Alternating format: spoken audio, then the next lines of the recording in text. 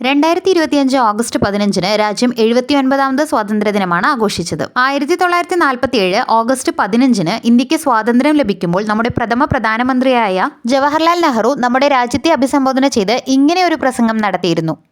Years ago, we made a tryst with destiny. ട്രിസ്റ്റ് with destiny എന്നായിരുന്നു ആ പ്രസംഗം. 1947 മുതൽ 1963 വരെ തുടർച്ചയായി 17 തവണയാണ് സ്വാതന്ത്ര്യദിനത്തിൽ അദ്ദേഹം രാജ്യത്തെ അഭിസംബോധന ചെയ്ത് പ്രസംഗിച്ചിട്ടുള്ളത്.